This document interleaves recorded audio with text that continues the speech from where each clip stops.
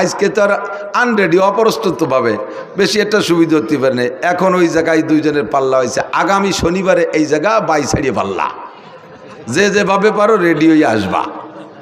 এই আটে কাড়াও দেশে ডেরা পিঠে যে অমুক জায়গায় এই হবে, এ কি কোয়ার মতো জিনিস। জীবনে ঘোড়া দাবড় দেখছে, আড়িয়ে নাড়ই দেখছে, কত খেলা দেখছে, কিন্তু এত আর কেউ শোনে নাই কোনোদিন। এ শুনে দর্শক হয়েছে সেই হারে, মাঠ ভরে গেছে দুইজনে দুই চেয়ারে। তো মুসলমান যেটা সে যাই প্রত্যেকেই রেডি হয়েছে যাতে গ্যাস বেশি হয় পেটে। তো মুসলমান যেটা সেটা যাইয়ে খাইছে যত আদা চাবানিয়ে ছুলা বাদাম এক চাবানিতে গিলে ফেলাইছে, ভালো হয়ে ফেসিয়ে খাই নেই।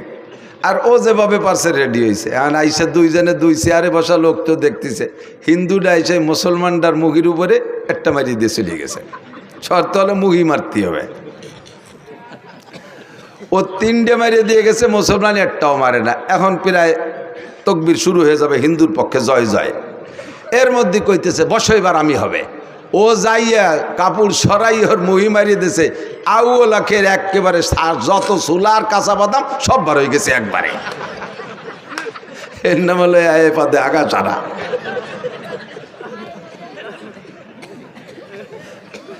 সারা জীবন বইয়া এত দরবেশে ইনকাম করছো, তাহাজ্জুদের টাকা আবুন কোনো তা ছাড়ো নাই, পায়ে গায়ের রক্ত পানি করে ইনকাম করছো, খরচ করছো কোন জায়গায় একটু কইয়ে যাও। কয় আল্লাহ গ্রামীণ ব্যাংকের কিস্তি দিছি, আশার কিস্তিতে সব। এই কথা কইস না, আশার কিস্তিতে দিছি, অমুক জায়গা সুদে দিনায় টাকাগুলো দিয়ে দিছি। আল্লাহ কয় নো টক বাটুস্কুত, কথা হবে না, পিঠে সালা বান্ধ, তেল মাখাও যাতে বাড়ি স্লিপ করে। তোমার আল্লাহ আমার ইনকাম সম্পর্কে তুমি ও জায়গা হাত দিও না, খরচটা কিভাবে আছে এটা একটু শুনে নাও। এই শুনলি তুমি আর অধিক জাতি চাবা না, কও তাই খরচই আগে কও। আল্লাহ প্রত্যেক বছর জাকাত পাই টু পাই আদায় করছি, প্রতিবেশী কত মানুষের যে ঘর বাড়ি বানায় দিছি তার ঠিক নেই, কত মানুষের মেয়ের বিয়েতে সম্পূর্ণ খরচ আমি দিয়ে দিছি। এরপরে কুরবানি দিছি হাটের সবচেয়ে বড় গরু, জাকাত তো দিয়েছি, বছরে প্রত্যেকবার এক একটা উমরা করছি, হজ করছি 5 বার। শুনিও আমার ইনকামের খরচের বিষয়। এরপরে কত মানুষে যে আমার টাকা দিয়ে তবলিগি পাঠাইছি ঠিক নাই, আর মাদ্রাসার মসজিদও আমার করে দেয়া, উত্তর বাসের বিল্ডিংও আমার করে দেয়া। লাস্টে শেষবার যখন হজে গেছি, আল্লাহ যাইয়ে দেখি যে কাবা ঘরের গিলাপ দেবে, সে জায়গাও শুনিয়া ও জায়গা 10 লাখ টাকা দিয়ে আসছি। তুমি কও আমারে কিভাবে ঠেকাবা? আল্লাহ কয় তুমি কি চাকরি করতে? কয় এই চাকরি করতাম। বেতন কত ছিল? 25,000। তা 25,000 বেতনে তুই এত তাতে টাকা বালি কোন জায়গা? তাই ক এতটা করতে টাকা বালি কোথায়? কয় রাস্তায় দাঁড়াইতাম, ট্রাকের সাথে একটু মুসাফা টুসাফা করতাম, এইভাবে যে কোনো একটা সেল একটা ব্যবস্থা। তুমি ওদিকে হাত দিও না, দাও এই পাশ কত সুন্দর। আল্লাহ কয় পাশায় সালাবান, ধুলাই হবে শয়তান। তোর সুদিয়া টাকা, তোর ঘুষিয়া টাকা, তোর হারাম টাকা দিয়ে আমার কাবা ঘরে গিলাপ দিছিস। আমার দিন তোর মতো হারাম খোরের কাছে ঠিকানা। আমার দিন আমি চালাবো। ইউরিদুনা লিইউতফিউ নূরাল্লাহি বিআফওয়াহিহিম আল্লাহু মুতিম্মু নূরিহি ওয়ালাউ কারিহাল কাফিরুন। আল্লাহু আকবার। আমার ধর্মের বাতি নিবানোর জন্য কেউ চেষ্টা কম করে নাই। ইহুদ নাসারা হিন্দু বৌদ্ধ খ্রিস্টান সকলেই আমার ধর্মের বাতি নিবানোর চেষ্টা করেছে। চেরাগের আগে জাদবার ফরুজাত কাছে কাস্তাব জানাদরে শেষ বসুজাত। ধর্মের বাতি নিবানোর বহুজনের চেষ্টা করেছে, আমার ধর্মের বাতি আমি জ্বালাইছি। আমার ধর্মের বাতি জ্বালানো বাতি তেল আমি দেই। ওই বাতিরে নিবাইতে আসলে তার দাড়ি মুখ মাথা সব পুড়ে আগুনে সরকার হয়ে যায়। আমার ধর্মের বাতি কেউ নিবাইতে পারে নাই, পারবেও না। তোর ঘুষকার টাকা দিয়ে ধর্মের বাতি জ্বালাইতে বলছে কে? তোর সুদের টাকা দিয়ে আমার ধর্মের বাতি জ্বালাইতে বলছে কে? শয়তান, তোর ইনকামের টাকা আমি চাই নাই। মিন আইনাক তাসাবা ফিমা আনফাকা। ঢাকায় গেলে রিক্সা চালাইতে কিছুদিন পর ঢাকার প্রাণ কেন্দ্রে 10 তলা দালান। টাকাটা কোত্থেকে পাইলে একটু আমার কাছে জবাব দিয়ে যাও। 4 নম্বর প্রশ্ন, মাদা আমিলা বিমা আলিমা। ও মুসলমান, এই 2 দিন ব্যাপী মাহফিলের থেকে উলামায়ে কেরামের কাছ থেকে কম কথা শোনো নাই। জীবনে বহু মাহফিল থেকে আল্লাহু আকবার। আমার মনে হয় যে কোনো একজন বক্তার সম্পূর্ণ বয়ান যদি ইউটিউবের থেকে কালেকশন করে শোনেন, তাহলে ব্যক্তি জীবন থেকে নিয়ে জন্ম থেকে নিয়ে মরণ পর্যন্ত সুন্দর একটা জীবন ব্যবস্থা ওই বয়ানের মধ্যে থেকে সংগ্রহ করতে পারেন। আমি যত বয়ান করি আমার একটা খেয়াল রাখি যে এক জায়গায় একই কথা বারবার বললে মানুষের চর্বিত চর্বণ মনে করবে, তবে সেই বয়তে যে আসল কথাগুলো বলবো না তা না, একেবারে বিবাহ শাদী থেকে নিয়ে মরণ পর্যন্ত ধারাবাহিক মানব জীবনে যেখানে যা লাগবে সব কথাগুলো আল্লাহর রহমতে বলা আছে। ইউটিউবের ভিতরে শুনবেন, দেখবেন। আদর্শ মুসলিম পরিবার সদস্য হুজুরের লেখা একটা বই আছে, বইয়ের মধ্যে যা আছে আমার বয়ানের মধ্যে হুবহু তাই আছে। ব্যক্তি জীবন কিভাবে চলবেন, রাজনীতি কিভাবে করবেন, খেত খামার কিভাবে করবেন, জেনারেল পড়াশোনা কিভাবে করবেন, বিবাহ শাদী কিভাবে করবেন, দাম্পত্য জীবন কিভাবে কাটাইবেন, নামাজ কেমন করে পড়বেন, নামাজের মধ্যে কঠিন কঠিন টুকিটাকি মাসালা আছে, এগুলো নষ্ট হওয়ার কারণে কি সমস্যা, রোজা কিভাবে রাখবেন, হজের মশালাগুলো সব বলা আছে।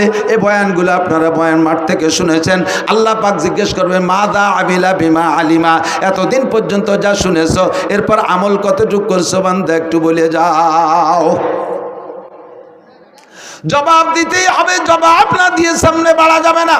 যা বলতে চাইছি, আমার আপনার জিন্দেগিতে যত ইবাদত বন্দেগি করি না কেন, আউয়ালু মা ইউহাসাবু বিহিল আবদু ইয়াউমাল কিয়ামাতিস সালাহ, হাসরের মাঠে সর্বপ্রথম জিজ্ঞাসা হবে নামাজ। একটু জোরে বলেন কি? সবাই বলছেন কি? নামাজ কি? নামাজ সম্পর্কে জিজ্ঞাসিত হব। বলেন নামাজ সম্পর্কে জিজ্ঞাসিত। বলছেন তো সবাই বলছেন তো? অমালাইনিল্লাল বালাগ, অশেষ, আমার দায়িত্ব খালাস। কিয়ামতের ময়দানে আপনাকে আল্লাহ জিজ্ঞেস করবে নামাজ পড়িস নাই কেন?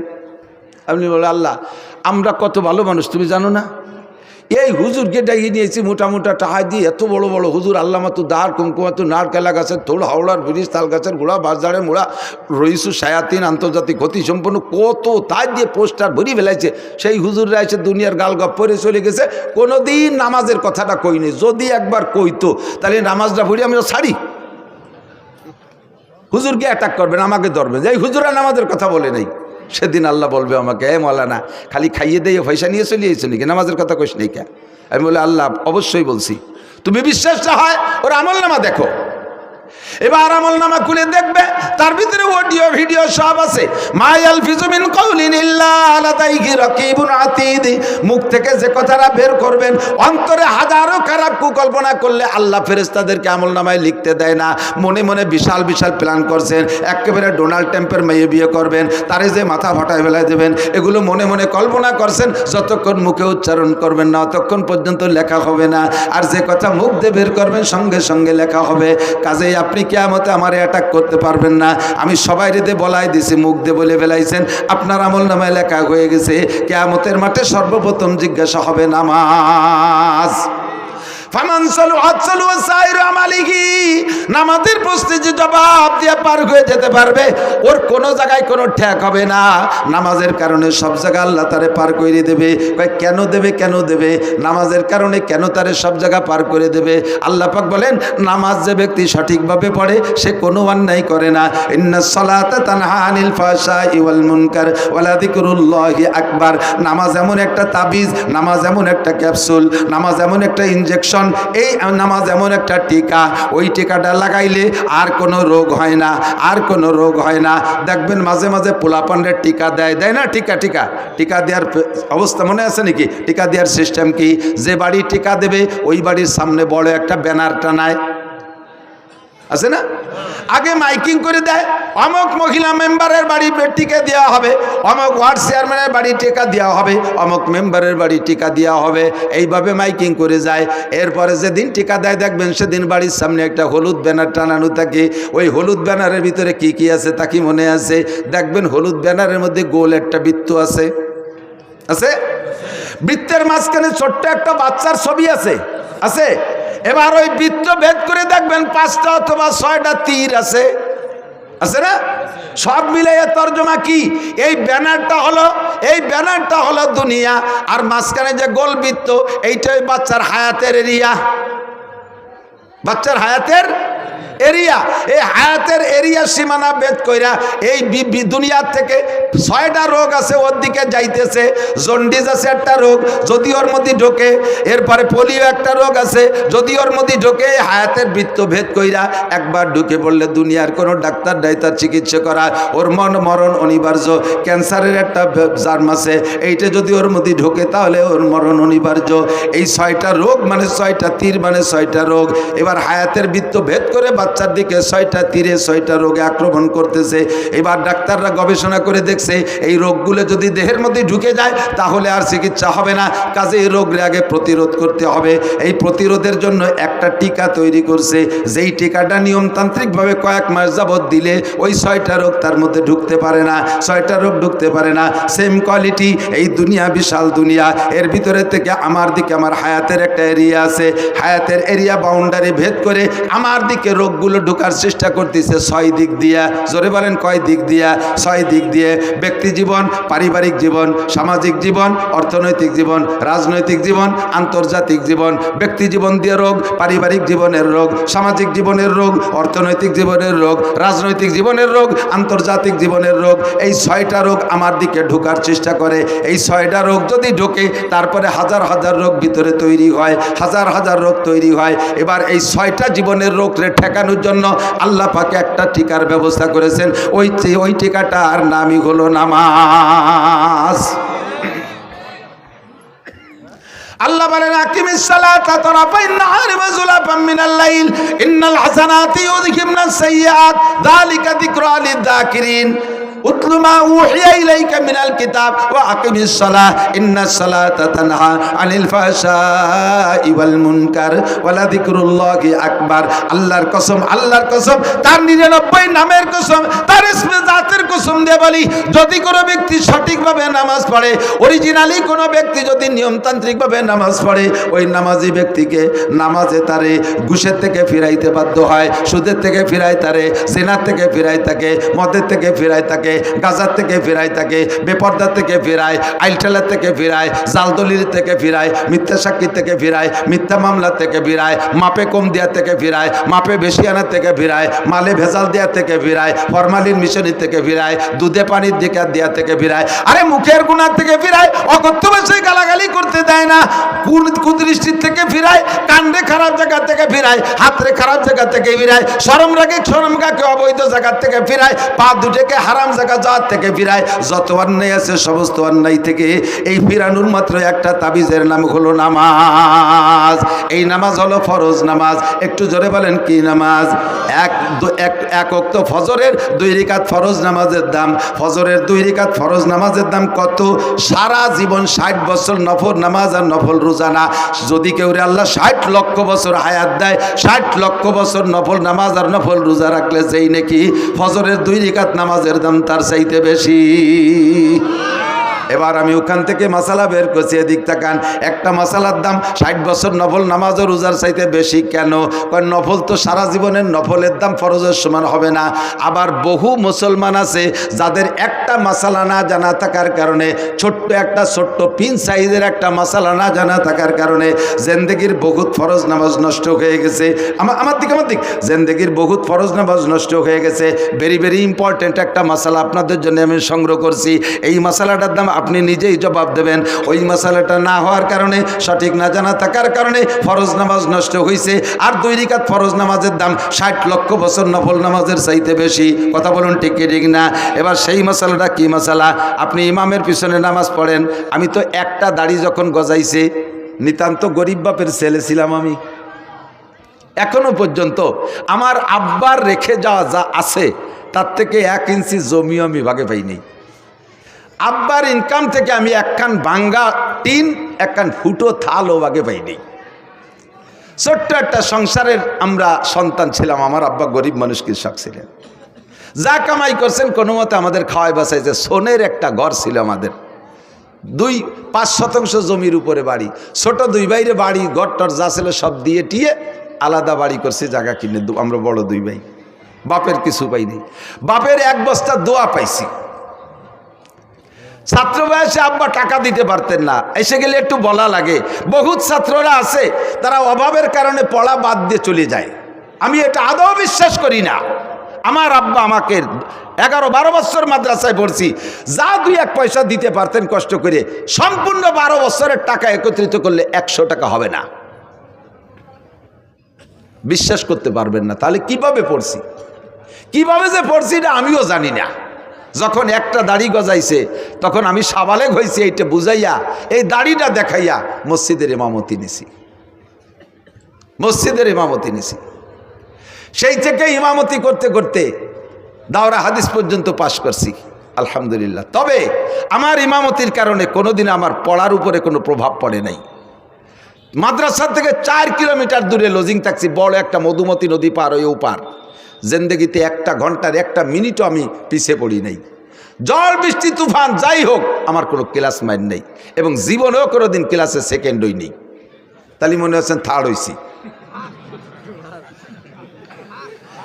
গহরডাঙ্গা বোর্ডে টাইটেলের বছর আমি ফার্স্ট স্টার্ট করেছি। অনেকে এগুলো ক্রেডিট বললে কিছু মনে করতে পারেন, একটা জিনিস বোঝানোর জন্য বলছি, জাস্ট এই কথাটাই বোঝানোর জন্য যে অভাবের কারণে লেখাপড়া ঠেকে থাকে না।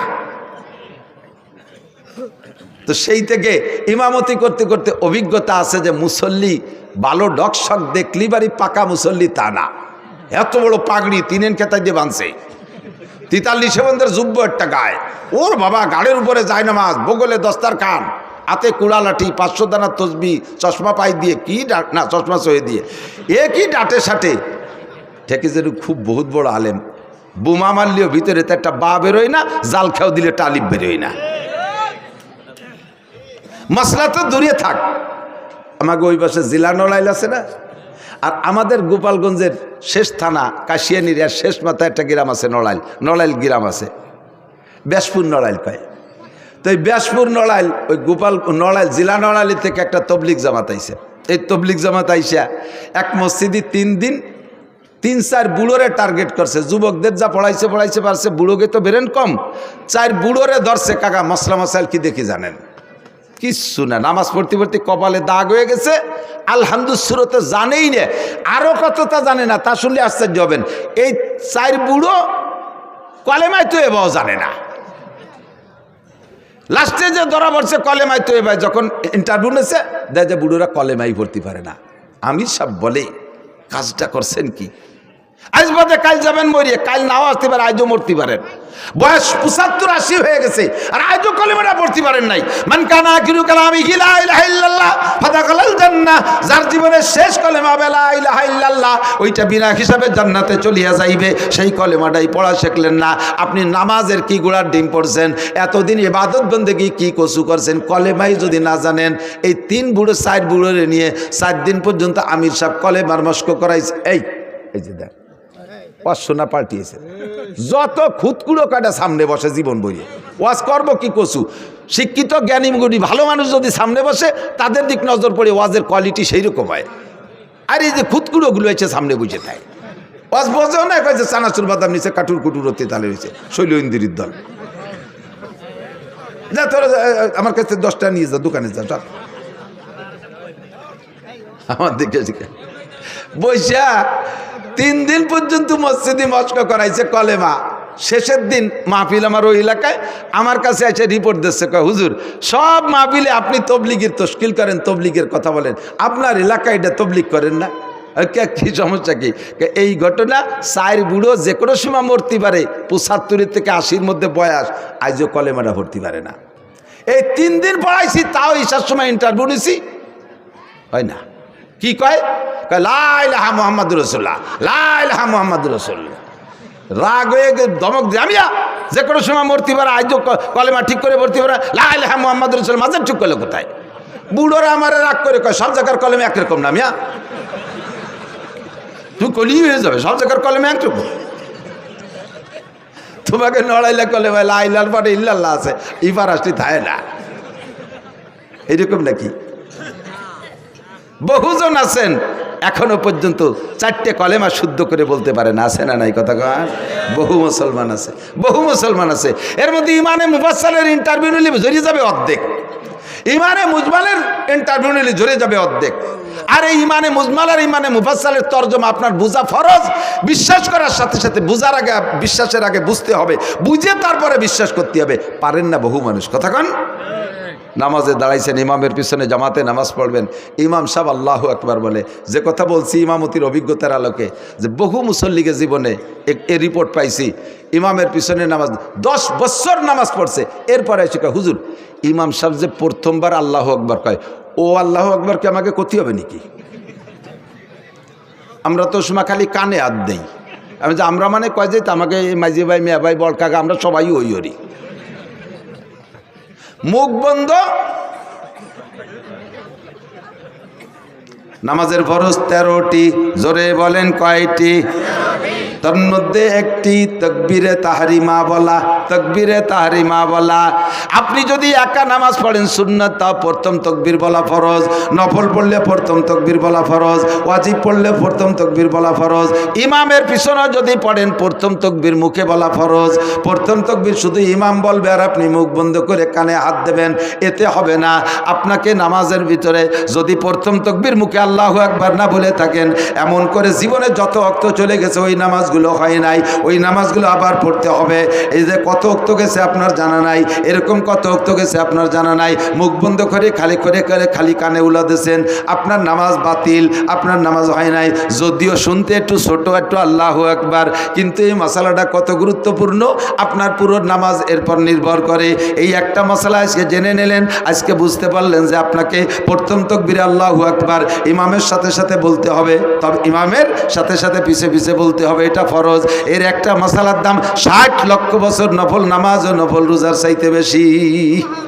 মহিলারা নামাজ পড়বে প্রথম তাকবীর মুখে বলা ফরজ, পুরুষরা নামাজ পড়বে প্রথম তাকবীর মুখে বলা। তবে মহিলারা কোনোদিন জামাতে ইমামতি করতে পারবে না, মহিলারা মহিলাদের ইমামতিও করতে পারবে না, মহিলারা ফরজ ওয়াজিব সুন্নত নফল কোনো নামাজে ইমামতি করতে পারবে না, মহিলারা মসজিদে যে জামাতে নামাজ পড়বে না, মহিলারা নামাজ পড়বে ঘরের ভিতরে। মহিলারা যত নির্জনে নামাজ পড়বে তত তাদের নেকি বেশি, আর পুরুষও যত ওপেন ফিল্ডে নামাজ পড়বে বড় জামাতে তত তাদের নেকি বেশি। মহিলারা ঘরের মধ্যে পড়বে, করনাফি বুয়ুতিকুন্না, ঘরের মধ্যে থাকবা। মহিলাদের জুমুর নামাজ নাই, মহিলাদের ঈদের নামাজ নাই, মহিলাদের জানাজার নামাজ নাই, মহিলাদের জামাতে নামাজ নাই, 5 ওয়াক্ত জামাতে নামাজ পড়বে না।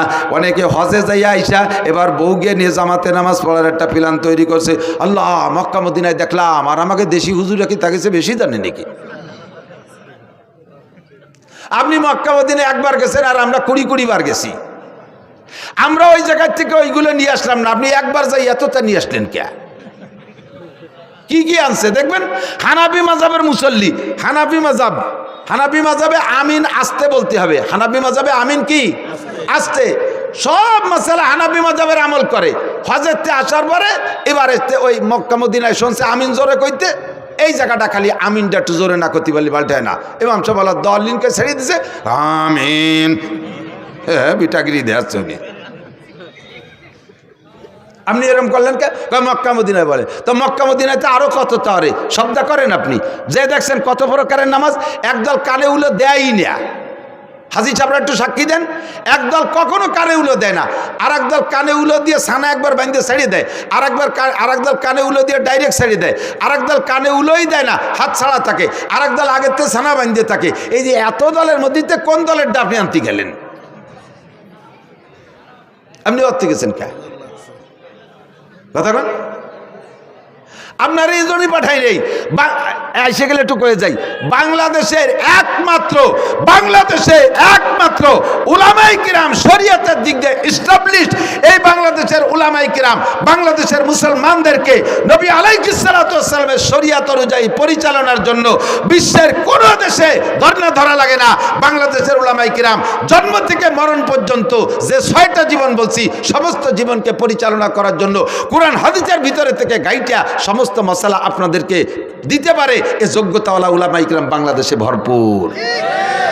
আর কেউ এখনো সম্পূর্ণ হতে পারেন নাই। ডাক্তাররা তো পারেনি নাই, বাংলাদেশ সরকার মেডিকেল সায়েন্সের কলেজ বিশ্ববিদ্যালয়ের জন্য কোটি কোটি টাকা খরচ করতেছে ডাক্তার বানানোর জন্য। যেই সরকারি ওই মেডিকেল সায়েন্সের কলেজের জন্য টাকা দিয়ে ছেলেদেরকে পড়ায় ডাক্তার বানাচ্ছে, সেই সরকারি ওই কলেজের ডাক্তার প্রফেসরের কাছে ওষুধ খায় না, উনি চলে যায় India, Madras, Chennai, Singapore, London, বাইরে যে ওষুধ খেয়ে আসে। তাই তুমি যাকে ডাক্তার বানাইলে তারা কি গুড়ার ঘাস কাটতেছে? কি ডাক্তার বানাইলে যে তাদের কাছে তোমার আত্মবিশ্বাস যেন ওষুধ খাইতে?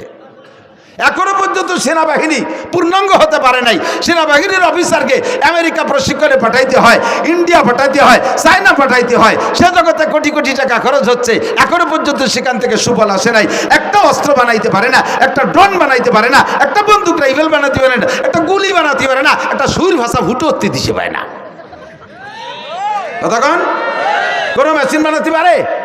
আল্লাহর রহমতে বাংলাদেশের উলামায়ে কেরাম শরিয়াতের এ টু জেড তৈরি করতে পারে। এর জন্য বিদেশে মক্কা মদিনায় যাওয়া লাগবে না। নিজেরা পারেন না বলে মনে হচ্ছে হুজুররা পারে না, তাই মনে হয় না। আলমাবিয়া কিছু আল্লাহ নাফসি। আমি মাঝে মাঝে কই না তামাশা হয়ে একেবারে সচক্ষে দেখছি। যাইতেছি আমি চট্টগ্রাম, ঢাকার থেকে ফ্লাইটে যাব, এয়ারপোর্টে ঢুকছি, দেখি যে বাংলাদেশি টাইগাররা বিদেশে যাচ্ছে। টাইগার ক্রিকেটের টাইগার। এই বুকি পতাকা, পিঠি পতাকা, মাথায় পতাকা, ক্যাপে পতাকা, প্যান্টে পতাকা, জাঙ্গি পতাকা, ব্যাগে পতাকা, সব জায়গা পতাকা আর পতাকা। আমি কই এ তো পতাকা কোন জায়গা যাবে? যে এমপি মন্ত্রীরাও আগায় দিতে আইছে। বলতেছে বাংলাদেশের টাইগাররা শ্রীলঙ্কা যাচ্ছে হরিণ শিকার করতে, ক্রিকেট খেলতে। তো কয় দিনের ম্যাচ? কয় যে শ্রীলঙ্কা 2 দিন, পাকিস্তানে 3 দিন, ভারতে 2 দিন, 5 দিনের ম্যাচ। কি বলে 3 আর 2 5 আর 7, 1 সপ্তাহ। ওরা তো আমার চেনে এই প্লেয়াররা, ওরা আমার কাছে দোয়া নিল যে হুজুর একটু দোয়া করেন যাতে এবার কিছু নিয়ে আসতে পারি। আমরা তো একটা বাঙ্গা সার কাপড় আনতে পারি না বিদেশের তে, এবার যাতে একটা কিছু নিয়ে আসতে পারি। আমি দোয়া আল্লাহ যে আল্লাহ এবার যেন কিছু পারে। আমার সাথে একজন কয় হুজুর এই ক্রিকেট লাগার জন্য দোয়া আনলেন। আমি বললাম যে পাগল, বাংলাদেশ আলারা কোনো জায়গাতে কিছু আনতে পারে না, ওরা এবার একটা কিছু আনুক, যা ওইরি আনুক, খেমচি ওইরি আনুক, চড়াচড়ি ওরে লাইথে জিতে আসুক, আসুক তো একবার একটু ভাষ্ট হইয়ে। কোনো দেশে তো ভাষ্ট হতে পারে না। পরে 1 সপ্তাহ চলে যাওয়ার গেল, 10 দিন চলে যায়, 12, 13, 15 দিন চলে যায়, খবর টবর পাই না।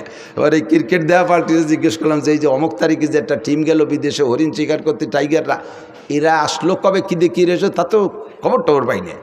কয় যে সব জায়গাতে ঠকিয়ে গেছে, পরে মনে হয় এদের ব্যানে টেনে চলিয়ে আসছে, জনিটের ভাইনি। আমার বাংলাদেশের হাফেজরা কোন দেশের থেকে ঠগে আসে না, কথা বলেন ঠিক ঠিক না? সারা পৃথিবীর যত মুহাদ্দিস আছে তার ভিতরে 1 নম্বর মুহাদ্দিস আমাদের বাংলাদেশে মাওলানা আব্দুল মালিক সাহেব, বাইতুল মুকাররমের খতিব সাহেব। কাজেই আপনি একা একাও যাইতে আমিনটা জোরে ঠেলিয়ে আনতে গেছেন কে? আমিন জোরে হবে না, আসতে হবে বাইতুল মুকাররমের খতিব সাহেবের কাছে শুনিয়ে আসেন। আসেন দাঁড়িয়ার মাঠের প্রধান মুফতির কাছে, জান ভাঙ্গা ঈদগাহ মাদ্রাসার মুফতি সাহেবের কাছে, আমরা সব ফতোয়া দিয়ে দেব। কোনোতে আল্লাহর রহমতে অধিক যা লাগবে না, কথা কন। এবার তাকবীরে তাহরিমা আমিন বলা, এটা বলবে, আসতে বলবেন। আল্লাহ আমাদের হানাফি মাযহাবের মাসালা কি বলা হয়, সব মাসালাই তাকবীরে তাহরিমা বলা। এদিকে একটু আরেকটা খেয়াল করেন, তাহলে তাকবীরে তাহরিমা বলা আজকে থেকে যাদের জানা ছিল না তারা জেনে নিয়েছেন না, তাদের জিন্দেগির 80 লক্ষ 60 লক্ষ বছর হায়াত পর্যন্ত যদি হায়াত পান আর নফল ইবাদত করেন, তার চাইতে আপনার একটা মশালার দাম বেশি হয়ে গেছে। মাহফিলটা খুব ভরপুর কামিয়াব হয়ে গেছে। এর সাথে ছোট্ট আর একটা মশলা পেঁচাই গেছে, একটু না কয়ে তো জাতিবাতি চিনা, আপনার অনুমতি দিলে বলবো। এই তাকবীরে তাহরিমা ইমামের পিছনে বলবেন, বলার সিস্টেম কি, আবার তা সে জায়গা ছোট্ট একটু চিকুন একটা মশলা আছে, বলবো। সেই মশালাটা হলো ইমাম সাহেব আল্লাহু আকবার বলবে, তো ইমামের যদি সুর বেশি হয়, সুর আলা ইমামরা একটু টাইনিয়ে সুর দিয়ে আল্লাহু আকবার সুর দিতে যে খানিকটা নি ফেলে। আবার জামাত যদি বড় হয় তাহলে পিছন পর্যন্ত তাকবীর পৌঁছাতে হবে, এজন্য একটু টাইনিয়ে কয় আল্লাহু আকবার। তো ইমাম আল্লাহ কয় আরে টানতেছে, আপনি মনে হচ্ছে অনুমতি আপনি শটে মারিয়ে দিয়েছেন, আল্লাহু আকবার। এ জায়গায় অ্যাক্সিডেন্ট কি হয়েছে মনে রাখবেন, ইমামের আল্লাহু আকবারের র শেষ হওয়ার আগে যদি আপনার আল্লাহু আকবারের র শেষ হয়ে যায়, আপনার ইক্তেদা সহি হয় নাই, ওই ওয়াক্তের নামাজ বাতিল। মজলিসু ফিকিন খায়রুম মিন ইবাদাতি 60 সানা। এর একটা মাসালা শোনা এবং শিখা 60 বছর নফল নামাজ ও রোজার চাইতে কম না বেশি? জোরে কান, কম না বেশি? এই জন্যে দোস্ত বলতে যে অনেক দুঃখ সরে চলে আসছে, আর কিছু মশালাও বলা হয়ে গেছে, সাথে আর একটা মশালা না বলে পারতেছি না। মশালার মধ্যে ঢুকলে খালি আমার ভেস্তেজের পড়াইতে মনে চায়। ওলামাই কেরামের কাছে চর্বিতে চর্বণ মনে হচ্ছে। আমি অনুরোধ করবো আয়েম্মায়ে মাসাজিদ যারা আছেন, মসজিদের ইমাম যারা আছেন, জুমার দিনে আপনি লম্বা লম্বা কিস্সা কাহিনীর বয়ান বাদ দিয়ে দুই পদ্ধতিতে বয়ান করতে পারেন। জীবনে কোনো দিন আপনার বয়ান ফুরোবে না, জীবনেও কোনো দিন বয়ান ফুরোবে না। এক পদ্ধতি হলো কোরআন শরীফের তর্জমা, ধারাবাহিক এক দার্সের তর্জমা, তফসির ভালো করতে যদি নাও পারেন কমপক্ষে সহিভাবে তিলাওয়াতটার তর্জমাটা মুখস্থ সে শিখে মসজিদে যে জুমার দিন কোরআন শরীফ দেখে দেখে এক দার্সে সূরা ফাতিহা থেকে নিয়ে আপনি তিলাওয়াত করবেন আর তর্জমা করবেন, দেখবেন মানুষ অত্যন্ত তৃপ্তি সহকারে শুনবে। কমপক্ষে আল্লাহর বান্দারা একটু আইডিয়া নেবে, আরে আলহামদুলিল্লাহর মধ্যে কি পড়ি, এ কি ভূতির মন্ত্র না কি পড়ি, এর তর্জমা কি বুঝতে পারলে তেলাওয়াতের যদি তর্জমা বোঝা যায় তাহলে পড়েও মজা লাগে, কতক্ষণ পড়তেও মজা লাগে। আপনি যখন সূরা ফাতিহা পড়বেন আলহামদুলিল্লাহি রাব্বিল আলামিন, এইটা কি পড়লেন তর্জমা জানেন না, টপাটপ করে পড়ে গেছেন, যদি আপনি বোঝেন যে আপনি কি বলছেন, আলহামদুলিল্লাহি রাব্বিল আলামিন, সমস্ত প্রশংসা আল্লাহর জন্য যিনি রব্বুল আলামিন, সারা জগতের প্রতিপালক। আপনি যখন সূরা ফাতিহার এই আয়াত পড়বেন তর্জমাটা আপনার মাথার মধ্যে চলে আসবে, মনের মধ্যে একটা মজা পাবেন, কারণ আল্লাহ আপনার সামনে, আপনি আল্লাহকে বলতেছেন আল্লাহ তুমি রব্বুল আলামিন, সমস্ত প্রশংসা তোমার জন্য। এই কথা বলে ছেড়ে দেওয়ার পরে আল্লাহ আপনার সঙ্গে সঙ্গে একটা জবাব দিয়ে দেয়, আল্লাহ একটা জবাব দিয়ে দেয় কে হামিদানি আব্দি, আল্লাহ যে কি খুশি হয়, কে হামিদানি আব্দি, আমার বান্দা আমার প্রশংসা করছে। আল্লাহ জবাবটা দেয়, আল্লাহ জবাবটা দেয়। আলহামদুলিল্লাহ প্রথম আয়াত ছেড়ে দেওয়ার পরে এই জবাব দেয়। এরপরে বলবেন আর রহমানির রহিম, ও আল্লাহ তুমি রহমান এবং তুমি রহিম, পরম করুণাময় মেহেরবান দয়ালু দাতা তুমি আল্লাহ। বলার সঙ্গে সঙ্গে আল্লাহ পাক বলেন আসনা আলাইয়া আব্দি, ওয়েলকাম, থ্যাংক ইউ, আমার বান্দা আমার প্রশংসা করেছে, যথোপযুক্ত প্রশংসা করেছে। আর রহমানির রহিম বলার পরে আল্লাহ জবটা কিন্তু দেয়, মালিক ইয়াউমিদ্দিন বলার পরে আল্লাহ কয় সাদাকা আব্দি, থ্যাংক ইউ বান্দা, সত্য কথা বলেছ। মালিক ইয়াউমিদ্দিনের মানে আপনি বুঝে নেন বিচার দিনের মালিককে, বিচার দিনের মালিক তুমি আল্লাহ, মালিক ইয়াউমিদ্দিন। এরপরে বলছেন এ কথার পরে আল্লাহ কয় সাদাকা আব্দি, বান্দা সত্য কথা বলেছিস। বিচার দিনের মালিক ডক্টর ইউনূস না, বিচার দিনের মালিক তোদের প্রেসিডেন্ট প্রধানমন্ত্রী না, বিচার দিনের মালিক তোদের বাংলাদেশের হাইকোর্টের সুপ্রিম কোর্টের বিচারপতি না, আরে বিচার দিনের মালিক জোরে বলেন কে? মালিক ইয়াউমিদ্দিনের মধ্যে তাই বলছেন, কথা কি মনে থাকবে? এরপরে বলছেন ইয়াকা নাবুদু ওয়া ইয়াকা নাস্তাঈন, আল্লাহ ইবাদত তোমারই করি, ইয়াকা নাবুদু তোমারই ইবাদত করি, ওয়া ইয়াকা নাস্তাঈন সাহায্য চাইলে তোমারই কাছে চাই। জোরে বলেন সাহায্য কার কাছে? দুনিয়ার কোনো রাজা বাদশার কাছে চাই না, কোনো কোটিপতি শিল্পপতি রাষ্ট্রপতি ভগ্নিপতির কাছে আমরা সাহায্য চাই না। নাস্তাঈন আল্লাহ তোমার কাছে সাহায্য চাই। এই আয়াতটার মধ্যে দুইটা অংশ লক্ষ্য করেছেন নাকি? একটা হলো ইয়াকা নাবুদু তোমার ইবাদত করি, আর একটা হলো ইয়াকা নাস্তাঈন আমরা সাহায্য চাই। আয়াতটার ভিতরে দুইটা অংশে আল্লাহকে হাজা বাইনি ওয়া বাইনা আব্দি, এই আয়াতটার মধ্যে দুই ভাগ হয়ে গেছে, অর্ধেক আমার আর অর্ধেক বান্দার। ইয়াকা নাবুদু আল্লাহর, নাস্তাইন সাহায্য চাই আমার জন্য। আল্লাহকে এই আয়াতটা দুই ভাগ হয়ে গেছে, অর্ধেক আমার আর অর্ধেক আমার বান্দার। ওয়ালি আব্দি মা সালা, কাজে আমি জবাব দিলাম আমার বান্দা যা চাইতেছে সাহায্য সব আমি তারে দিয়ে দিলাম। এরপরে কি সাহায্য চাইবেন একটু সাহায্যর নাম কন, সাহায্য কি চাইছেন আপনি? বলছেন ইহদিনাস সিরাতাল মুস্তাকিম। আল্লাহ বাংলাদেশে দলের অভাব নাই, আমলিগ বিএনপি জামাত জাতীয় পার্টি ৮৮ চন্দ্রবড়া মানিকগঞ্জ সুরেশ্বর ভোজেশ্বর ইনায়তপুর বাহাদুরপুর শরীয়তপুর মাদারীপুর ফরিদপুর তবলিগ সরমনাই এতাতি ওয়াজাতি হিজবুত তাওহীদ কাদিয়ানি। এরপরে বাড়াইছে এবার আবাল সরকারে ফাউল সরকার, আমার একটা ফাউল সরকার, কথা কন না কেন? এ আবাল সরকার বাউল না ফাউল, বাউল না ফাউল? ওরা যারা ফাউল না করবে সে ফাউল। জাহেল মূর্খ কত বড় বিয়াদব। আল্লাহরে কয় কি আল্লাহ কি মুখ দিয়ে কথা কয় না পাছাই দিয়ে কথা কয়? সাড়ে শয়তান, তুই যাইস আল্লাহর সাথে, সে দেখা হবে কোন জাত দিয়ে কথা কয় তোরে দেখিস। আর আমার সামনে পড়লি তো হাসরের মাঠে ওর সাথে বাড়ি বাড়ি লেগে যাবে। এখনই যদি ওরা পাই ওর কিছু হলি একটা আমি করবো, তাই আমার জীবন থাকুক আর না থাকুক। কথা বলেন? Ready ready? কোনো বাউল ফাউল চুল আলার কোনো খানা ভাঙ্গার মাঠে হবে না, ভাঙ্গার জনগণ মর্দে মুজাহিদ। ইয়াকা নাবুদু ওয়া ইয়াকা নাস্তাইন ইহদিনাস সিরাতাল মুস্তাকিম। আল্লাহ এত দলের মধ্যে কোন দল যে সঠিক তাই তো বুঝে পারতেছি না। আল্লাহ যে আসে সেই সুন্দর করে বুঝায় কি আমরা সঠিক, আমরা তো বুঝে উঠতে পারতেছি না। দলের তো অভাব নাই। আল্লাহ কোন দল গ্রহণ করব? কাজে ইহদিনাস সিরাতাল মুস্তাকিম, তুমি তো জানো সঠিক দল কোনটা, ওই সঠিক দলের অন্তর্ভুক্ত আমাকে বানাইয়া দাও। আল্লাহ তোমার কাছে অনুরোধ, আমি তোমার কুদরতি কদমে পড়ে দোয়া করি, আল্লাহ গায়রিল মাগদুবি আলাইহিম ওয়ালাদ-দাল্লিন, সঠিক দল তো চিনেই দিবা, সঠিক পথে চালাবা। তবে গায়রিল মাগদুবি আলাইহিম মানে ইহুদি, আর দাল্লিন মানে নাসারা, এই ইহুদার নাসারাদের পথে আমারে চালাইও না। এ কথা বলার পরে, এই আয়াতগুলো বলার পরে আল্লাহ কয় ফালি ওয়ালিয়াবদি মা সাআলা ওয়ালিয়াবদি মা সাআলা, ও বান্দা তুমি যা যা চাইলে সব তোমারে দিয়ে দিলাম। একটু এই জায়গাটা কথা বলে যাই, খেয়াল করেন, খেয়াল করেন, খেয়াল করতেছেন? আপনি একটা আয়াত সূরা ফাতিহাতে পড়বেন আর পরে আল্লাহ একটা জবাব দেয়, তাহলে আয়াতটা পড়ে আল্লাহরে জবাব দেওয়ার সুযোগ দিতে হবে না? আপনি বলি চলে গেছেন আলহামদুলিল্লাহ, হঠাৎ দাল্লিন, কোন ভাগে কি দেখে হঠাৎ দাল্লিন। আল্লাহকে কি কি চালিত আমার তো দিয়ারই সুযোগ দিলি না। একাও যদি পড়েন, আস্তেও যদি পড়েন, কিরা জোরেও যদি পড়েন, কমপক্ষে আলহামদুলিল্লাহর আয়াতগুলো ছেড়ে ছেড়ে পড়বেন, যাতে মাঝখানে আল্লাহ আপনাকে যা চাইতেছেন ওগুলো দিয়ার আল্লাহ নিজেই স্বীকার করতে পারে। মজা হয়েছে না কথা কন? তখন মজা পাবেন। এরপরে সূরা ফাতিহার তরজমা, সূরা বাকারার তরজমা করবেন, সূরা আল ইমরানের তরজমা করবেন।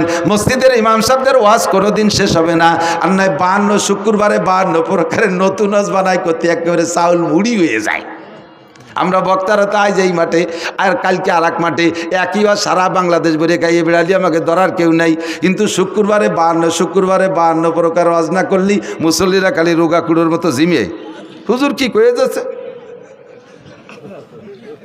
সময় হয়েছে, জল দিয়ে দিয়ে ঘুমায় আর কালি কয় গড়িতে চুমা হয়েছে। কারণ যা কইতে যে কতবার শুনবো। আর কোরআন শরীফের শুরু থেকে শেষ পর্যন্ত তরজমাগুলো বলবেন, কোনোদিন ওয়াজ শেষ হবে না। 2 নম্বর হলো শরিয়াতের মাসআলা, শরিয়াতের নামাজের মশালা, ওযুর মশলা, গোসলের মশালা, দুইটা মশালা সুন্দর করে একদিন বুঝেই বলবেন, জীবন ভরে বলবেন, মশলা শেষ হবে না, মশলা বলা শেষ হবে না। কারণ 2 রাকাত নামাজ পড়তে 12,000 মাসআলা, 12,000 মাসআলা। কয়টা মশালা কয়দিন বলবেন আর কয়দিন মনে রাখবেন? এর একটা মশালা বললে মুসল্লিদের এই পরিমাণ লাভ। 2 নম্বর মশালা বলছি, মনে আছে নাকি? 3 নম্বর আর একটা মশালা বলে আমি হজের দিকে চলে যাব। আল্লাহ না, অশরীর নিত না, পরদিন দাঁড়িয়ে মাঠে আসিনি, কম হজ গুছাইছি নাকি? তবে আর বেশিক্ষণ টিকতে পারতেছি না, বুক ব্যথা হতেছে। হজের লাইন ধরাই দিয়ে যাবো ইনশাআল্লাহ। যা পড়ছি অনেক সময় একদল আছে কয় যে কওমি উলামায়ে কিরাম, এরা ওই সৌজন্যমূলক আয়াতেরটা পড়ে আর এদিক ওদিক দিয়ে কয়ে এটি চলে যায়, আয়াতের তর্জমা জানে না। জানি না, না জানি, দুদু তুমি আমার ক্লাসে আসো, আসো। আমি কোরআন তর্জমা পড়াই, তফসিরে জালালাইন বয়জবি পড়াই, আমি বুখারী শরীফ কিতাবুত তফসির পড়াই, বুখারী শরীফ পড়াই। আসো, পারি না, না পারি। বাকি কথা হলো ওয়াজ আমার ইচ্ছা মতো হয় না। যেদিন আমার ইচ্ছা মতো ওয়াজ করতে যাই সেদিন আমি মোটে আর ওয়াজ তালাশ করে পাই না। যেদিন আল্লাহর ইচ্ছা মতো ওয়াজ করি, এলাকায় যা প্রয়োজন সেই কথাগুলো আল্লাহ আমারে দিয়ে বলায়, আর সেদিন আমার কথা মোটে শেষই হতে চায় না। তখন বুঝি যে কথাগুলো জরুরি হয়েছে। আল্লাহ আল্লামা জালালউদ্দিন রুমি রহমাতুল্লাহ আলাইহি বলেন, ইসুকানশি রাস্তে দার পেস্তানে যা বেকুশন্দা খুশনমি গরদদ রওয়া মুস্তামে চু তৃষ্ণা বাজো ইন্দা শুদ ওয়াইজার মুরদা বুদ গোয়েন্দা শুদ মুস্তামে চু তাজা আয়াত বে মালাল সজ্জাবা গরদদ বগুপ্তন গঙ্গুলাল। ও মাদ্রাসার ছাত্ররা, তোকে পায় ধরে একটু ফার্সি পড়, পায় ধরে একটু ফার্সি পড়। ফার্সি মোটে পড়বি না, ফার্সি লাগে কোন সাগে? ফার্সিতে শের যদি হাফিজুর রহমান সিদ্দিকী পড়ে তা দিয়ে এবার মজা করে শোনো, তাহলে তুমি কেন পড়া শিখবা না? হাফিজুর রহমান সিদ্দিকীর রেকর্ড শুনে, তার ইউটিউবে থেকে শুনে তুমি মুখস্থ করো। কাজেই যে শুনি তুমি যখন বয়ান করতে যাও শেরের শব্দগুলো শুদ্ধ হয় না, কারণ তোমার তো ফার্সি সম্পর্কে অভিজ্ঞতা নাই। ও কি কইছে ইউটিউবের দেখে শব্দগুলো ক্লিয়ার বোঝা যায় নেই, শুধু সুর মিলে গেছো। জাননেওয়ালা আলেমরা বোঝে তুমি আন্তর্জাতিক খ্যাতি সম্পর্ক একজন মূর্খ মৌলবী। ফার্সি পড়ো, মজা শেষ নাই। আমি এই জায়গায় বসে এখন থেকে বাকি যে টাইম আছে সবটুক টাইম ইনশাল্লাহ ফার্সিতে ওয়াজ করতে পারি। এইভাবে আমরা ফার্সি পড়ছি, তোমাদের চাইতে কিতাব একখানো বেশি পড়ি নাই। ওই ফার্সি বলি তাইসিরার কি বলা হয় পান্দেনামা গুলিস্তা পর্যন্ত পড়ছি। আল্লাহর রহমতে সেখান থেকে ফার্সি বলা অর্জন করেছি। ফার্সিতে আমি এই আজকে রাত্রে এখানে বসবো, আমি 100 শের বানায় দিতে পারবো ফার্সিতে ইনশাল্লাহ। টেরও পাবেন এটা গুলিস্তার শের না, বুস্তার না, মাসনবী না, পান্দেনামা না, কারিমা শের। আল্লাহর রহমতে ফার্সি শিখছি। ফার্সি পড়বেন, ওর মধ্যে বহুত রুমুজ পাবেন। আল্লামা জালালউদ্দিন রুমি মাসনবীর মধ্যে বলেন, ই সুখানশি রাস্তেদার পেস্তানে যা বেকুশেন্দা খুশনমি গরদাদ রওয়া। বক্তাদের মুখের কথা গাভীর স্তনের দুধের মতো। গাভীর স্তনের মধ্যে দুধ কিন্তু জমা করা থাকে না। যখন সকালবেলা বাছুরি যে জিভ বেঁধে চাটা শুরু করে, আল্লাহ পাক রব্বুল আলামিন তখন কোন শব্দে দুধ বানায় দেয়। দুধ বানায় কোন জায়গা থেকে? আল্লাহ বলেন, মিমবাইনি ফারাসি ওয়াদামিন লাবানান খালেসা। রক্ত আর গোবরের মাঝ দিয়ে আমি পরিষ্কার 5 কেজি দুধ তোমার জন্য তখনই বানায় পাঠাইয়া দেই।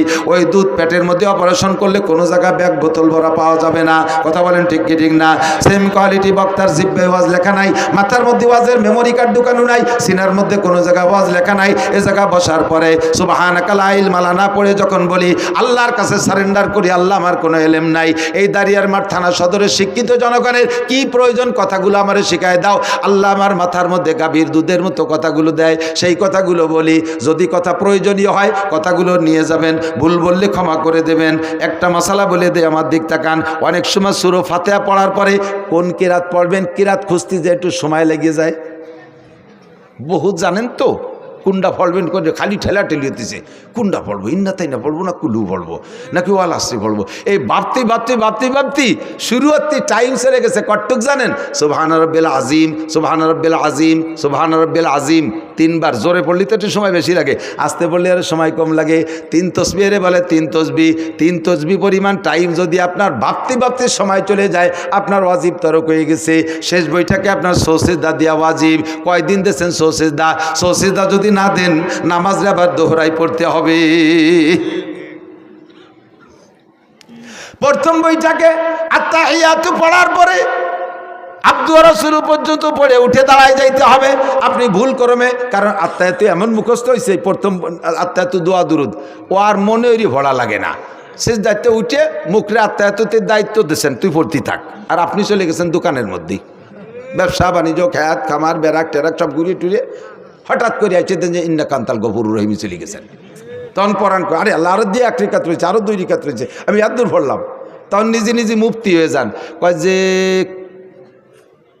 লস হলি তো আমারই হয়েছে, আল্লাহর তোর লসই নেই, আমার সময় নষ্ট হয়েছে। যা কম তো আর ভরি নেই, বেশি তো ভরছি, তাতে হানে আর কি বা আছে। দাঁড়াইয়া আর বাকি 2 রিকাত পড়ে গতানুগতিক সালাম ফিরিয়ে দিয়েছেন। আল্লাহ কয় আমি ওইটা লাইক করি নাই, তোমার লস হলিও এ জায়গা আমার তরিকার খেলাফ হয়েছে, আমার নবীর তরিকার খেলাফ হয়েছে। তুমি যত সুন্দর ইবাদত করো, এই সুন্দর ইবাদত যদি আল্লাহর হুকুমান নবীর তরিকার সাথে মিল না খায়, তাহলে ওই সুন্দর ইবাদত আল্লাহর কাছে গ্রহণযোগ্যতা রাখে? কথা বলেন রাখে? মাগরিবের ফরজ নামাজ কয় রিকাত? জোরে কোন কয় রিকাত? 3 রিকাত। আজকে সময় আছে, ভালো আলেম আপনি, লেখাপড়া জানেন, কোরআন শরীফ জানেন, সময় আছে, নিরিবিলি আছে, মনটা ভালো। জামাত পান্নাই একা দাঁড়াইছেন, 3 রিকাত পড়ার পরে মনে মনে ভাবতেছেন যে বাংটা পড়বো, কে সময় আছে, আর 1 রিকাত দিয়ে 4 রিকাতই ফুরিয়ে দিই। আর এই 4র্থ রিকাত পড়ছেন খুব ধ্যান খেয়ালের সাথে। পুলসিরতের পর দাঁড়াই আছি, আল্লাহ আমার সামনে, ডাইন পাশে আজরাইল, না বেশতে, বাম পাশে দোজক, পিছনে আজরাইল দাঁড়াই আছি। একেবারে 4র্থ নম্বর রিকাতে আলহামদুলিল্লাহর পরে পুরো সূরা বাকারা 2.5 পারা পড়ি ফেলছেন। রুকুর মধ্যে সুবহান রাব্বিল আযীম 39 বার, সিজদায় 141 বার আলা মারি দিয়েছেন। এত সুন্দর করে 4 নম্বর রিকাত পড়ছেন। তাই এই 4 নম্বর রিকাত কি নামাজ হবে? কে এত ভালো রিকাত হবে না? ঈদে আগের 3 রিকাত এসে ভালোই পড়ছেন, হবে না? কে হবে না? খালি এই 1 রিকাত হবে না, না সব কয় রিকাতে খাইছে, সব গোষ্ঠী শুদ্ধ মেরি দিছে। ওই সেই বাংলা একেবারে আগা সারা সব শেষ। কতক্ষণ? কেন? এটা আল্লাহর হুকুমান নবীর তরিকায় হয় না, যদিও নামাজ। কতক্ষণ না কেন? রমজান ভরে রোজা রাখা, সারা রমজান রোজা রাখা ফরজ, রোজা রাখা ফরজ না? সুস্থ মানুষ 30 দিন 30 রোজা রয়েছেন, বাস মাশাআল্লাহ, থ্যাংক ইউ। এবার ঈদের দিন সবাই তো ঈদের নামাজ পড়ছে, সিমাই খাইছে, খেজুর খাইছে, ইত্যাদি খাইয়ে দিয়ে আরও গরু মরু ইত্যাদি মারি খাইয়ে খুব ঢকঢক করে বেড়াচ্ছে। আপনি ওই দিনও সেহেরি খাইয়ে সারাদিন কিছু খাইনি, রোজা রয়েছেন। সন্ধ্যের সময় আগের দিনের মতো 20 প্রকার ইফতার নিয়ে বসে মোনাজাতে হাত উঠেছেন, আল্লাহ দেখো তুমি কি সিদ্ধান্ত নিবা। আজকে দেখো সারা দুনিয়ার মানুষ খাইয়ে বেড়াচ্ছে গদগদ করে, আমি আজও রোজা, আমি আজও রোজা, বলো আমার কি দিবা। আল্লাহ কয় তোমারে জুতো দিয়ে দূরে বাড়ি দেবো। সাড়ে শয়তান, এ তোরা আজকে রোজা থাকতে গেছে কিনা। আইয়ামু ঈদ আইয়ামু জিয়াফাতিল্লাহ, ঠিক না হুজুর? হাদিসের শব্দই আইয়ামু ঈদ আইয়ামু জিয়াফাতিল্লাহ। বিয়ের দিন জামাই যদি কয় আব্বা আমি রোজা, আমি খাবো না, তাহলে সেই দিন শ্বশুরের কিরম ঠেয়, আর তোর আমার বাড়ি মেহমানদারির দিন তুই আজকে রোজা। কাজেই এবাদত আমার সৌন্দর্যের পর কোনো সৌন্দর্য না, এবাদতের সৌন্দর্য দেবে আল্লাহ, আল্লাহ রসুল। কথা বলুন ঠিক ঠিক না? আল্লাহু আকবার। সূরা হাশরের শেষ 3 আয়াত পড়তে আমরা কি বলি? আউযু বিল্লাহিস সামিউল আলিম মিনাশ শাইতানির রাজিম 3 বার পড়িয়ে তারপরে হুয়াল্লাহুল্লাজি। কেউ কেউ কয় যে বিসমিল্লাহ পড়লি দোষ কি? বিসমিল্লাহ কি খারাপ জিনিস? বিসমিল্লাহ ভালো জিনিস। বিসমিল্লাহ খারাপ জিনিস না, ভালো জিনিস। দেখতে হবে হাদিসে কি আছে। হুজুর বলছেন আউযুবিল্লাহি সামিউল আলিম মিনাশ শাইতানির রাজিম 3 বার পড়ি হুয়াল্লাহুল্লাজি বললেন। হুজুর আউযুবিল্লাহি সামিউল আলিম মিনাশ শাইতানির রাজিম 3 বার বলতে বললেন, বিসমিল্লাহটা কেন বলতে বললেন না? এ জায়গা বিসমিল্লাহ নাই। আপনি এ জায়গা সুন্দর করে সাজাইয়ে যুক্তি দিলে কাজ হবে না। শরিয়ত যুক্তির শরিয়ত না, শরিয়ত হলো মা আতাকু রাসূলু ফাকুযু ওয়া মা নাহাকুম আনহু ফান্তাহু। আমার রাসূল যেটা যেভাবে করতে বলছে সেইটা সেইভাবে করো। কথা বলেন ঠিক না? সরে চলে যাই দোস্ত। এবার সারা জিন্দেগি ভরে যা আমল করি, এই আমল রাখার জন্য একটা বস্তা আছে, আমল রাখার বস্তা আছে। ধান রাখেন বস্তায়, চাউল রাখেন বস্তায়, তারপরে গম রাখেন বস্তায়, সরিষা রাখেন বস্তায়, সব মাল বস্তায় রাখতে হয় না? আমল রাখার একটা বস্তা আছে, এই বস্তার নাম আমল নামা। বস্তার নাম কি? বস্তার নাম। আর এতক্ষণ যত যা মশালা বলছি এত বিশাল নেকি হয়েছে। আজকে বললাম না পরিমাণে কি পরিমাণ হয়েছে। এই সব নেকি রাখার একটা বস্তা আছে, বস্তার নাম কি? জোর হলো না? আমল নামা। দানের বস্তা বানানোর নিয়ম কি? দোপাট্টা সালারে এরকম দোপাট্টা করে এরপরে লম্বা 2 সেলাই কোনায় দে আর তলিতে একটা সেলাই, ঠিক না? যদি ঘটনাক্রমে কোনো বস্তার লম্বা সেলাই পড়ছে কিন্তু তলায় সেলাই পড়ে নাই, রাতের বেলা 50 মণ ধান উঠোনে 2 বাপ বেটা বস্তা 50টা নিয়ে যাইয়া ধান ভরার নিয়ত করে অন্ধকারে ছেলেরে কইছেন বাবা তুই বস্তা ধর, আমি এই খেসি ভরে ভিতরে দিচ্ছি। তো অন্ধকারে ছেলে বস্তা ধরছে আর বাপে ধান ঢুকছে। সেই 50 মণ ধান এক বস্তায় ভরে না। ছেলেকে আব্বা কি আরেন কোন জায়গা ঢালেন? বাপে কয় তুই বস্তা কিরম ধরছিস, রাজ্য সব শেষ হয়ে গেল, এক বস্তায় ভরে না।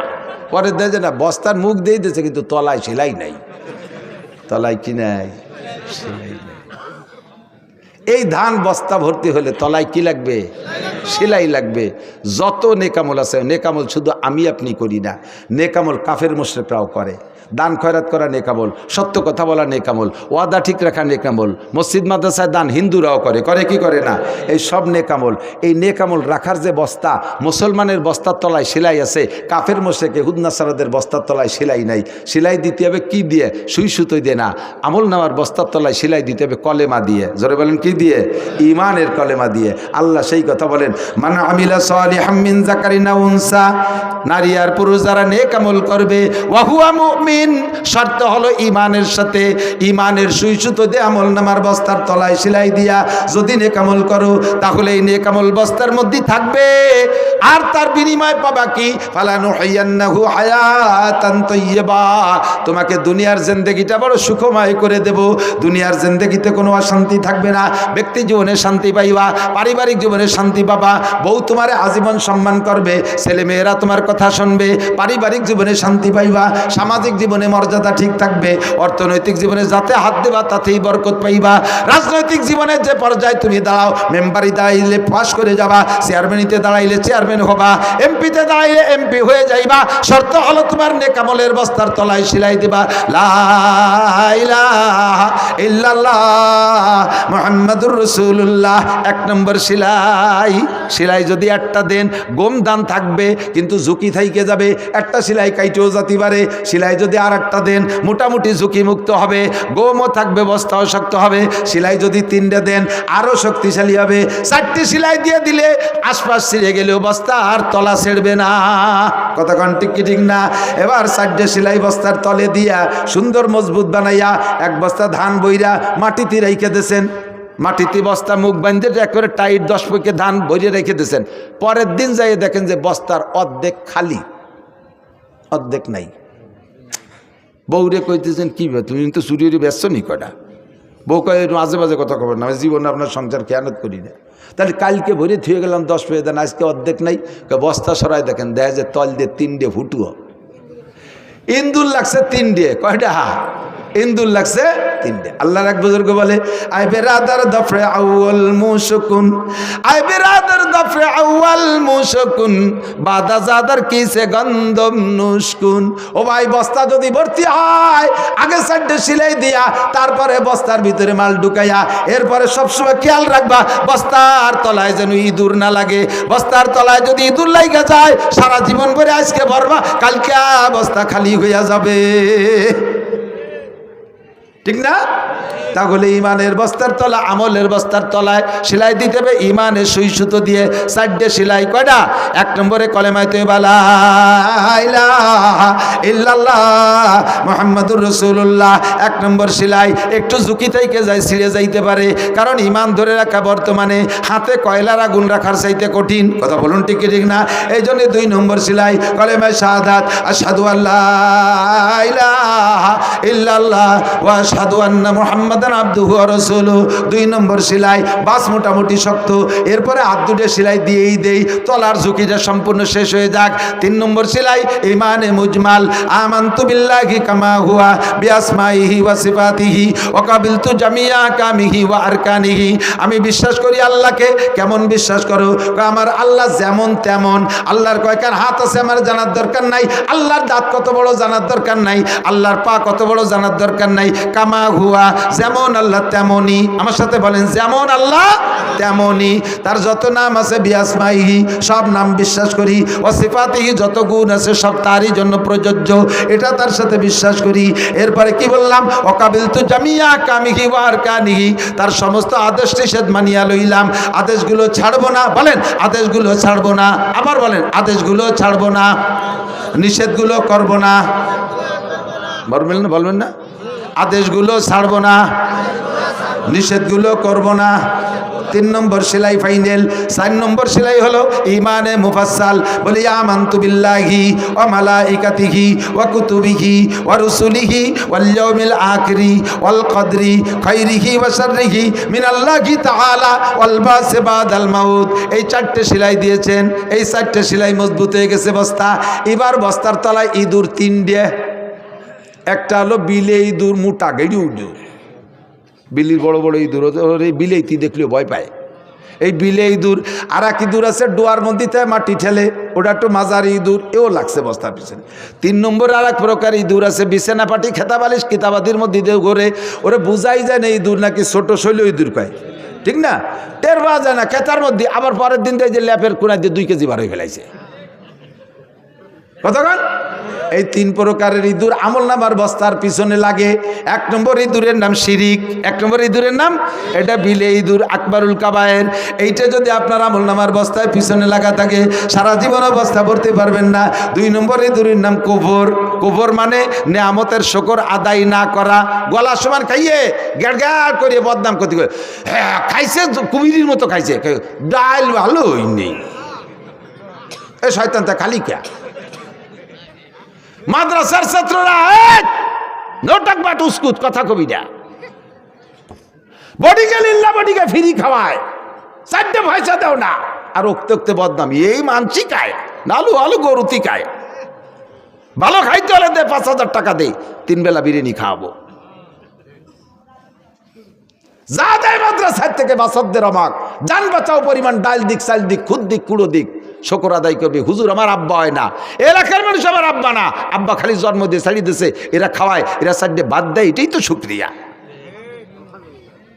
কতক্ষণ এই শুকর আদায় করবি, আজকে আদায় করবি, কালকে দেখবি যে গরু জবই দিয়ে পাঠায় দিছে আর একজন, আর আজকে খাইয়ে কবি এই মানসি খায়, তোরে আল্লাহ মাদ্রাসায় রাখবে না, গেটি ধরে বের করে যা ব্যানসালাই বেড়ে গে সোরার বেটা সোরা। ঠিক কইছি না? বহুত না চকর ইন্দাল ইনসান আলী রব্বি হিলা কানুদ। আল্লাহ কায় কুত্তর 1 কান বিস্কিট দিলেও সে 1 কিলোমিটার পিছনে পিছনে দৌড়ে। এই বাজারে কুত্তো আছে, একটা 5 টাকা দিয়ে একটা পাউরুটি কিনে দিয়ে দেন, ওই জায়গা আপনি আটা দেওয়ার সাথে সাথে থায় না, ওই শুকর আদায় করতে 1 কিলোমিটার আপনার আগে দেয়। কাকা যান, আসসালামু আলাইকুম, পৌঁছে যান নিরাপদে। একটা ভাও রুটি খায় শকর আদায় করে। আর এত কষ্ট করে বোর্ডিংয়ে চাউল ডাউল খুদকুড়ো। আমি আলহামদুলিল্লাহ আল্লাহ পাক আমারে মোটা রুজি দিছে, মোটা রুজি দিছে। এক রাত যদি ইনকাম করি তাহলে আমি একা হলি আমার 1 মাস পর্যন্ত আর কামাই করা লাগে না। আমি সেই মানুষ, আমারে কোন সচিব সাহেব আমার প্লেটে ভাত তুলে দিতে পারলে সে শকর আদায় করে, খুশি হয়। নাসির হুজুরে, এই আমি হুজুরে ভাত দিচ্ছি, ছবি তোল, মানে এটি তার জন্য এটা পুঁজি বানায় রাখতেছে। আমি হুজুরি প্লেটে 1 মুঠ ভাত উঠে দিতে পারছি। কত ডিসি সাহেব আমার জুতো সোজা করে দিয়েছে, কত এসপি আমার প্লেটে ভাত তুলে দিয়েছে, আমার গাড়িতে করে বাড়ি পর্যন্ত পায়ে হেঁটে আগায় দিয়ে আসছে লাস্টের টুক যাই। এত সম্মান আল্লাহ দিয়েছে। আমি তারপরে তোমার জন্য দাঁড়ে দাঁড়ে ভিক্ষে করে বেড়ে 1 মুঠ চাল দেন, 1 বস্তা চাল দেন, একটু ডাল দেন, এত করি তোমার জন্য। আর তোমার এনে রান্ধে বান্ধে খানু করি, এই আনছি গায়। তোর জন্য মাদ্রাসার বরকত কমিয়ে গেছে। কতক্ষণ হুজুররা তোমার আব্বা না, এলাকার মানুষ তোমার আব্বা না, তোমার আব্বা জন্ম দিয়ে ছাড়িয়ে দিয়েছে। আর এই মাদ্রাসা এত বড় বিল্ডিং ফিল্ডিং কার জন্য? তোমার জন্য বানাইছি। এরপর তোমার বিল্ডিং না, টাইলস নাই এই মাদ্রাসায়, অ্যাটাচড বাথরুম না, খানিক দূর এটি যে আগা লাগে, খানিক দূর এটি যে আগা লাগে, তারপর তো পাকা পায়খানে আগিস। আর আমাদের সময় মাদ্রাসায় ছিল ড্রেন বানাইয়া বা সাইডভাবে দিয়ে বিলিতে নাড়া উঠিয়ে এনে বেড়া দিছি। 3 মাস পরে সে নাড়া উইতে খেয়ে বেলাইছে, এক পায়খানায় বসলে 3 জন আর 3টে জাতি হতো না। পায়খানায় যে পায়খানা করলে যারটুক নিচে পড়তো তাতে সিটে এসে ভাষায় লাগতো বেশি। আদিকালি বাসি কথা কইতেও জ্বালায়। আর পাকা পায়খানা বানাই দিছি। আমার মাথায় কয়টা ছেলে চলিয়ে গেছে, কয় না বাথরুমে টাইলস নাই, এখানে থাকা হবে না। তোমার আব্বার বাথরুম কেমন? আমরা বাগানে পায়খানা করি। বাগানে পায়খানা করে, বর্ষাকালে বাগানেতে পায়খানা হয়েছে, ফাঁকা ফাঁসা ইনকোয়ারি করা লাগে, সিনিয়র চোখ লাগছে নাকি আবার। আর তোমার এই মাদ্রাসায় টাইলস নাই, পায়খানা এই জন্য হাঁকবা না, যাতে করিয়ে বেটাকে যে অনেক খুশি। এই নিয়ামতের শুকর আদায় না করার নাম কুফরি। দেখেন যত জায়গা শুকর আছে এগেনস্টে কফর আছে। লাইন শাকারতুম লাযিদান্নাকুম ওয়ালাইন কাফারতুম, শুকরের এগেনস্টে কফর। নিয়ামত ব্যবহার করে শুকর আদায় না করাই হলে আল্লাহর সাথে নাফরমানি করা। দেখেন দোয়া কুনুতির মধ্যে পড়েন অনাশকুরুকা, তারপরে ওয়ালা নাকফুরুকা, শুকরের এগেনস্টে কফর। তাহলে নিয়ামতের শুকর আদায় না করার নাম কুফরি। 3 নম্বর, বাড়তি বহু কথা বলার দরকার ছিল, আগদে মেলা লম্বা আওয়াজ হয়ে গেছে। 3 নম্বর হলো শৈল ইঁদুর। ওরে বোঝা যায় না যে খেতা কাপড় নাকি ইন্দুর, আবার তল দিয়ে বেরোয় নিয়ে যায়। সেটা হলো বেদাত। এই বেদাতরে ইবাদতের মতো মনে হয়, বেদাতরে ইবাদতের মতো, অথচ ইবাদত না। ওই শৈলদির মতো তল দিয়ে বারোয় নিয়ে চলে গেছে, 2 কেজি বারোয় নিয়ে চলে গেছে বেশি। মনে হয় যেন ইবাদত, আসলে ইবাদত না। এই 3 প্রকারের ইঁদুরে মাইরিয়ে যা ইবাদত করবেন বস্তার মধ্যেই থাকবে। আল্লাহকে ফালানুহিয়ান্নাহু হায়াতান তাইয়্যিবা, দুনিয়ার জিন্দেগি সুখময় করে দেব। ওয়ালা নাজজিয়ান্নাহুম আজরাহুম বিআহসানি মা কানু ইয়ামালুন, আমল যতটুক করবা তার চেয়ে নেকি বেশি দেব। নামাজ পড়বা জামে মসজিদে যে 1 ওয়াক্ত 527 ওয়াক্তের সওয়াব দিয়ে দেব। একবার সুবহানাল্লাহ বলবা, এত বড় একটা গাছ বানায় দেব। একবার বলেন আল্লাহ, 4000 নেকি। একবার পড়ে লা ইলাহা ইল্লাল্লাহ মুহাম্মাদুর রাসূলুল্লাহ তামলাউ মা বাইনাস সামাই ওয়াল আরদ, আসমান জমিনের মাঝখানে ফাঁকা জায়গা সব নেকিতে ভরে গেছে। ওয়ালা নাজজিয়ান্নাহুম আজরাহুম বিআহসানি মা কানু ইয়ামালুন, আমল যা করবা তার চেয়ে নেকি বেশি দিয়ে দেব। শর্ত হলো বস্তার তলা সেলাই হবে 4টে, আর ইঁদুর মেরে রাখতে হবে সব সময় 3টে। কয়টা? এই হলো ওয়াজের খুলাসা। কষ্ট পাইছেন? এর কিসা তো অনেক কিছু বলে ফেলাইছি। গভীর রাত তো একটু রসে রসে না বললে পড়ার কথা খাই না, ঘুমাইছে যত এতক্ষণ। আল্লাহ পাক আমাদের বুঝার আমল করার তৌফিক দান করুন। দাওয়াত ও তবলিগের সময় লাগাবেন, হাক্কানি পীর মাশায়েখদের কাছে সোহবত রাখবেন, সরমনায়ের পীর সাহেবদেরকে আমরা হক বলে জানি, সেখানে যাতায়াত করবেন। আমাদের নিকটতম পীর হযরত মাওলানা আব্দুল গফফার সাহেব, ইসমতুল্লাহ কাসিমি সাহেব, এনাদের সাথে যাতায়াত রাখবেন। আর মাদ্রাসাকে ভালোবাসবেন, শত্রুতাই করলে কিন্তু চোখ কানা হয়ে যাবেন ইনশাআল্লাহ। এর দিক মোটে বেকা নজরে তাকাবেন না। এর এগেনস্টে কথা পাকাইলে ব্রেন স্ট্রোক হবে, হার্ট স্ট্রোক হবে, ঠ্যাং ভেঙে যাবে, হাত পঙ্গু হয়ে যাবে, জবান পড়িয়ে যাবে। এদিক দিয়ে খুব খেয়াল রাখবেন, সতর্ক